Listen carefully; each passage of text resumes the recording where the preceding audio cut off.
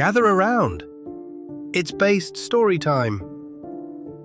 The magic of the bee and the midnight cough. Jaxon grabbed his throat. It felt like sandpaper in there. Every cough scratched and burned, and nothing at all, came out. Peggy lifted her head from the foot of the bed and whimpered. "I'm okay, Pegs," Jaxon whispered, but his voice was scraped thin, and Peggy knew better. He'd been coughing since bedtime, and bedtime was a long time ago. The moon had moved all the way across his window. On the bedside table sat a small bowl, yogurt with a golden swirl of honey, untouched. Mom had brought it hours ago, sat on the edge of his bed, and said it would help. Jaxon had wrinkled his nose. "You put honey in it," he'd said. "I don't like honey." She'd left it there anyway. Peggy crept up from the foot of the bed and pressed her warm nose into Jaxon's palm. "It won't stop," Jaxon whispered. A soft thump on the windowsill. Two round golden eyes blinked in the moonlight. Ian the owl settled onto the ledge, feathers ruffled from the night air. "That's quite a racket you're making in here," Ian said. "I can't," Jaxon coughed, "help it." Tell me something, Jaxon. When you sneeze, a big, messy sneeze, what comes out?" Jaxon wrinkled his nose. "Snot. Lots of snot." "Disgusting. Wonderful." "And when you cough right now, what comes out?" Jaxon coughed again, hard. His shoulders shook. He opened his hand and looked at his palm. "Nothing," he said. "Just air." "So your body is pushing, hard, but there's nothing to push out. What if I told you the problem isn't the cough?" "What do you mean?" Jaxon said. "The cough is the problem. It hurts." "Does it?" Ian hopped from the windowsill to the bedpost. "Or is your body trying to do something and asking you for help? Have you ever watched a spider's web in the morning with the dew on it?" "Your lungs have their own sticky web," Ian said. "It's called mucus, same family as snot. And I know, it's gross. It's so gross." Gross and brilliant. When bad things get into your lungs, dust or tiny things that shouldn't be there, the mucus wraps around them, traps them. Then your cough pushes the whole bundle up and out. That's what a cough is for. It's your body's way of cleaning house. Jaxon was quiet for a moment. "But I don't have any mucus," he said slowly. "My cough is dry." And that's the real problem. Your body keeps coughing because it's trying to clean out the bad stuff, but there's no sticky trap to wrap it in. Jaxon rubbed his throat. It was raw. "So, how do I get the sticky stuff back?" "That's the right question," Ian said. "Your body already knows how to make mucus, but right now it's missing what it needs. You have to listen to what your body is asking for and help it." "Three things," Ian said. "Can you guess the first one?" Jaxon paused for a long time. "Water? Your body can't make anything wet if you are dry. That's number one. Drink water. Give your body something to work with." "What's number two?" Ian's eyes glimmered. "Have you ever tasted honey?" Jaxon made a face. "Honey? I don't like honey." "Have you ever really tried it?" "I tried a little bit once. I didn't like it." But do you have any idea what honey really is? How it's made?" Jaxon shook his head. "Would you like to see?" Ian asked. "Really see? The way a bee sees it?" I'm going to let you ride along inside a bee, just for a little while. Your body stays right here, safe in bed with Peggy, but your mind goes on a trip. You'll see what the bee sees, like the best dream you've ever had, except everything in it is real. Will it hurt? Not even a little. Ready? Jaxon nodded. Ian spread one wing and gently pressed the tip of it to Jackson's forehead. The moonlit bedroom fell away like a curtain dropping. Light flooded in, warm, golden, everywhere. Jaxon blinked. He was standing on something soft and white, a petal. He looked down at his hands, but they weren't hands anymore. They were small, jointed legs covered in fine golden fuzz. He had 6 of them. 2 paper-thin wings folded against his back. He was tiny. He was standing inside a flower. "Ian," he gasped. I'm a bee." "You're riding inside one." Ian's voice came from everywhere and nowhere. "She's a real bee, out in a real meadow, right now. And you get to feel everything she feels. I'm right here. You're safe." The sun poured down, so close Jaxon could almost taste it. Deep in the center of the flower, something glowed. Lines and rings and arrows painted on the petals in colors he'd never seen before. Not blue, not purple. Something in between and beyond, shimmering and alive, all pointing down toward the bottom of the flower. "Those patterns were always there," Ian said. "On every flower you've ever picked. You just couldn't see them before. Bees see colors that are invisible to us. Every flower is a glowing map, arrows pointing straight to the nectar." Jaxon followed the glowing lines down, deeper into the flower. And there, pooled at the very bottom, sat a tiny golden drop. It smelled like sunshine and warm grass and something sweet he couldn't name. "Nectar," Ian said. "The flower made it from sunlight." "It's a trade," Ian said. "Carry my pollen to the next flower," the flower is saying, "and I'll give you something sweet." Jaxon felt something unroll from beneath him, long, hairy, reaching down toward the golden drop. His tongue, his proboscis. He drank. It was warm, sweet, like sunlight had a flavor. Those hairs on the tongue trap the nectar, so not a single drop is lost, Ian said. And the nectar isn't going to your regular stomach. You have 2 stomachs now, one for eating and one just for carrying, a honey stomach. Jaxon lifted off the clover and flew, buzzing, wobbling, to the next flower, and the next, and the next. Fireweed, dandelion, clover again. Each time the golden drop.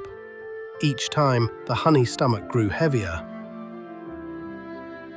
"You're carrying almost your own body weight in nectar now," Ian said. "And while it sits in your honey stomach, special juices are already breaking the sugars apart, changing them, starting to turn it into honey before you even get home." The hive appeared ahead.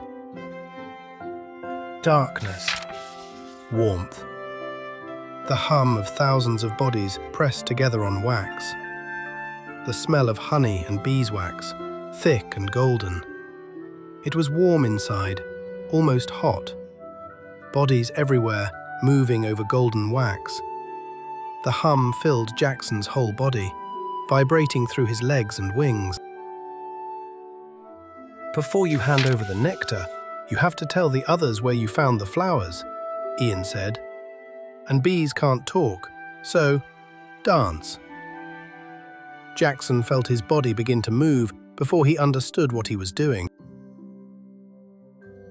The direction you point tells every bee watching which way to fly. The longer you wiggle, the farther away the flowers are. You're using the sun as your compass.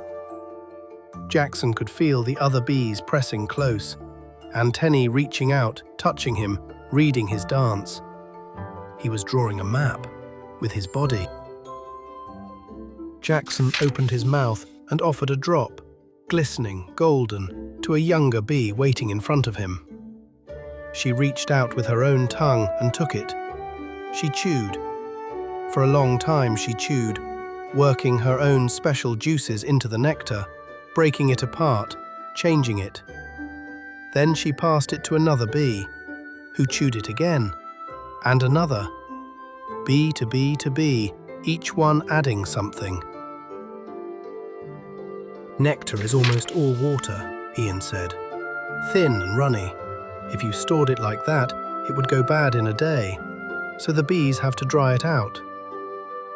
Jaxon watched as the bees spread the chewed nectar across the walls of the honeycomb cells, tiny hexagonal rooms made of wax. They painted it in thin layers so the air could reach it. And then they fanned. Thousands and thousands of wings beating together in the warm dark, pushing air across the nectar, pulling the water out drop by drop. The whole hive hummed with it. They fanned and fanned and fanned until the thin, watery nectar turned thick and heavy and slow. Jaxon watched a bee crawl to the top of a cell, brimming with glistening honey.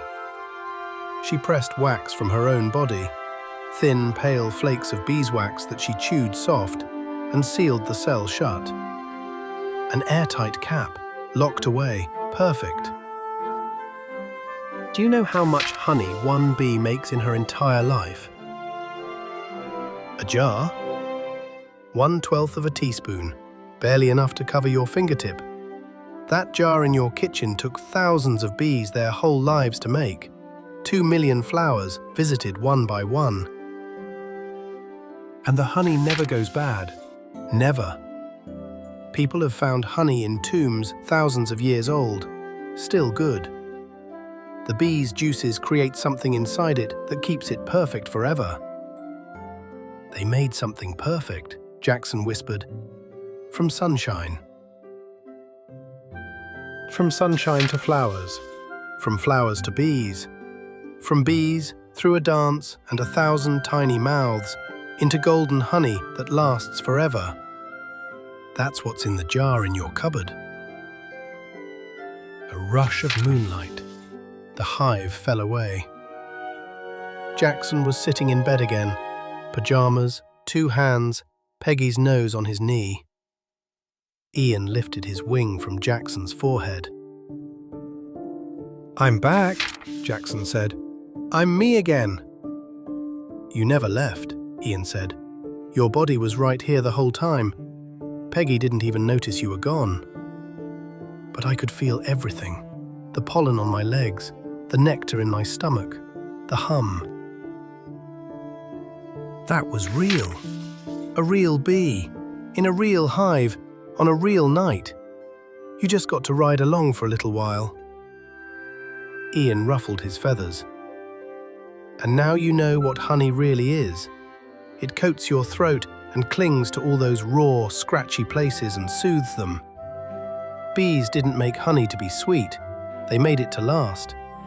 We just got lucky enough to taste it." "Okay," Jaxon said. "Water. Honey. What's the third thing?" "Yogurt." "Oh, I like yogurt." "Good. Do you know what makes it sour?" "Something alive. Yogurt is full of tiny, tiny living things, so small you can't see them. Good ones. Helpers. They live in your belly, and they keep things running the way they should. When your body is trying to get back into balance, like right now, those helpers are exactly what it needs. Water gives your body something to work with. Honey soothes your throat so it can rest. And the helpers in the yogurt support your body from the inside. All 3 together. Your body is smart, Jaxon. You just have to listen to it and give it what it's asking for." Jackson's eyes drifted to the bedside table. The bowl. The spoon still stuck in it. The golden swirl of honey his mom had stirred in hours ago. He was quiet for a long time. "Mom made me yogurt with honey tonight," he said, very quietly. "She said it would help my cough. And I wouldn't eat it, because of the honey." Ian said nothing. She already knew all three things. She did. Jaxon stared at the bowl. All those bees, all that work, 2 million flowers, and he'd pushed it away without even trying it. "It's all dried out now," he said. "I need to make a new one." Jaxon padded barefoot into the dark kitchen. Moonlight came through the window over the sink. Peggy's claws clicked on the tile behind him. He opened the fridge, and the light spilled across his face. The blue tub sat on the second shelf, the same one his mom had scooped from hours ago. He pulled it out. Then he reached into the cupboard where she kept the jar. The heavy glass one with the wooden dipper and the golden glow inside. He plopped 2 big spoonfuls of yogurt into a bowl, the way his mom had. Then he held the honey dipper over it and watched the golden thread spiral down, slow, thick, catching the light like something alive. He stirred it together. The white yogurt turned pale gold, swirled with streaks of amber. It looked exactly like the one on his bedside table, the one he'd pushed away. He filled a glass with water and drank the whole thing. His throat felt cool for the first time in hours. Then he picked up the spoon. "Here goes," he said to Peggy. He put the spoon in his mouth and closed his eyes. Sweet, thicker than yogurt alone, different from anything he was used to. He almost made the face, but he didn't. He held it on his tongue. And underneath the sweetness, he could feel something warm. The honey coated his throat like a blanket, and there was something deep in the taste. Something golden, like sunlight had a flavor. He swallowed. "That's not bad," he said quietly. "That's actually not bad." He ate another spoonful, and another. The yogurt was cool and familiar, and the honey warmed it from the inside. 2 million flowers visited one by one, mixed into every bite. He ate the whole bowl. Jaxon climbed back into bed. Peggy curled up beside him. Ian was still on the bedpost, watching. For a few minutes, nothing happened. Then, a cough, but different this time. Something thick moved in his chest. Something shifted. He coughed again, and this time something came up. Wet, heavy, real. "That's disgusting," Jaxon said, eyes wide. "That's your sticky trap," Ian said. "Your body had what it needed. It went right to work." Jaxon coughed twice more, deep, rumbling coughs that didn't scratch. Each one loosened something. Each one moved something out. Then, quiet. The cough didn't come back. Jaxon sank into his pillow. His throat still felt thick, but the raw, scraping pain was gone. The honey sat warm in his belly. Peggy's head rested on his ankle, heavy and still. "Ian?" Jaxon murmured, half asleep. I could feel the sun, in the flower. I could feel it. From sunshine, to flowers, to bees, to the jar in your cupboard, to you. Everything connected." Jaxon's eyes were barely open. "Mom knew," he whispered. "She already knew what I needed. She did. I should have just eaten it. You ate it now. On the bedside table, the old bowl still sat with its dried-out spoon, right beside the empty one Jaxon brought back from the kitchen. And somewhere outside, in a hive tucked under the eaves of a garden shed, 10,000 bees slept with their wings folded, dreaming maybe of clover fields and sunshine and the golden work of the morning. Ian blinked once, spread his wings, and glided silently out the window into the night.